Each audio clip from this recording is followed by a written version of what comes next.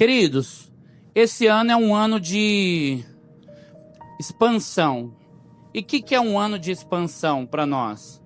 É um ano que o Senhor vai nos levar a crescer em várias áreas, em todas as áreas da nossa vida, e principalmente em área espiritual, emocional e ministerial. Porque quando a gente fala de ano de expansão, dá a entender que é um ano de crescimento territorial, um crescimento de números, um crescimento de expansão no sentido de alargar as tendas, né?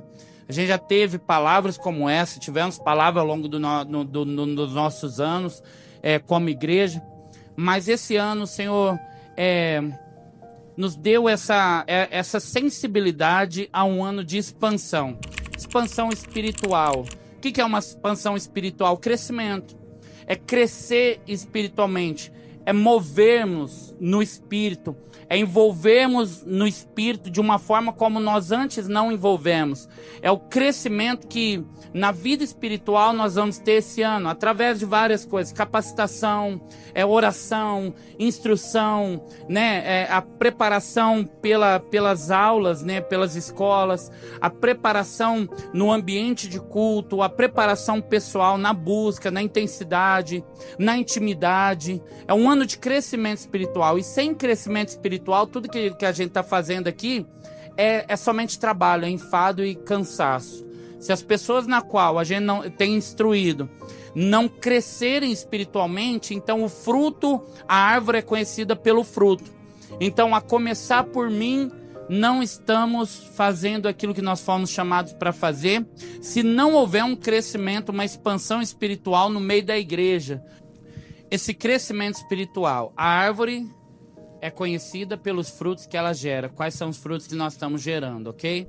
Crescimento emocional, que talvez seja uma das coisas que a gente mais tem batido ao longo desse tempo, desses últimos tempos.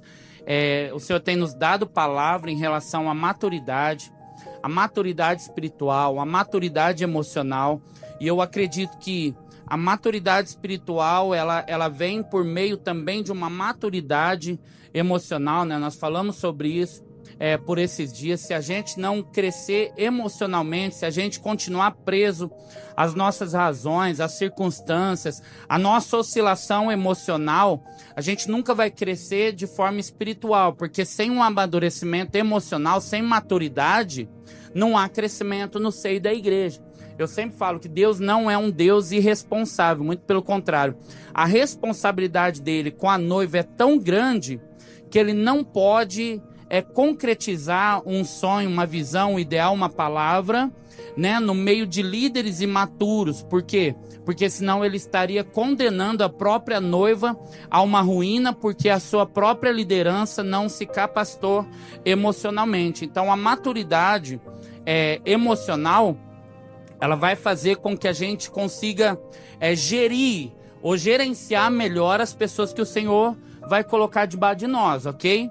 E no âmbito da igreja, eu sou uma pessoa que eu acabo não ponderando muito nas ministrações algumas coisas. E no âmbito liderança, eu preciso perder totalmente o filtro para falar sobre algumas dores que a gente carrega, ok? Então, a maturidade emocional, ela vai falar de vários aspectos da nossa vida, principalmente sobre o crescimento que nós estamos tendo interpessoal ou social entre os líderes e depois com a igreja. Vou dar um exemplo. Os chateamentos que a gente gera ao longo do tempo, que nos faz tomar decisões que interferem no cotidiano da igreja e ministerialmente. Quando a gente fala com o menino, aquele dia a gente ministrou uma palavra sobre neófito, né, sobre o novo convertido, e às vezes a gente passa 10 anos como novo convertido, às vezes a gente assume uma liderança como um novo convertido, a gente começa a ministrar e conduz a vida e modela a vida como se fosse um novo convertido, carecendo das mesmas... dos mesmos cuidados de quando a gente entrou na igreja. Isso não estou falando de dias, eu estou falando que tem pessoas que passam-se anos gerando os mesmos chateamentos de quando chegou. E quando chega, tá tudo bem, a gente precisa cuidar tudo. E o grande segredo ao longo desse tempo, desses últimos meses, é que o Senhor falou muito ao meu coração que a igreja ela não pode ficar gerando ovelha. Enquanto ela continuar gerando ovelha, ela vai passar uma vida inteira tosqueando. Ela vai passar uma vida inteira com o cajado na mão, puxando, rombando cerca, trazendo, dando banho, arrancando carrapicho, uma vida inteira. A ovelha, ela chega como ovelha, ela precisa passar pelo processo para se tornar filho.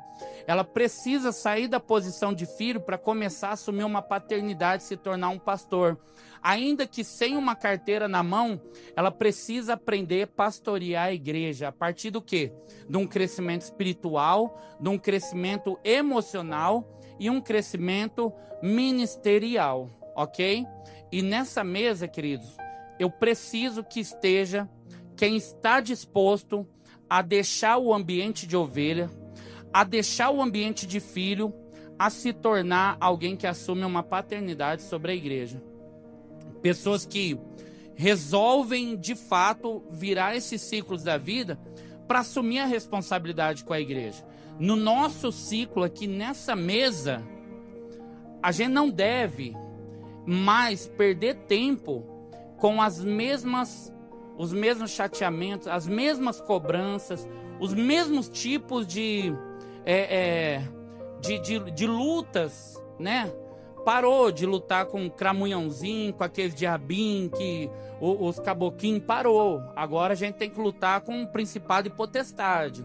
Se o teu problema tá com os demoninhos das más conversações, os demoninhos dos chateamentozinhos, então essa mesa não é o lugar, tá? Essa mesa é lugar para quem está disposto a brigar com o principado e potestade. A quem está preocupado em brigar nas regiões celestiais, porque resolve assumir uma postura de responsabilidade com a noiva do Senhor. E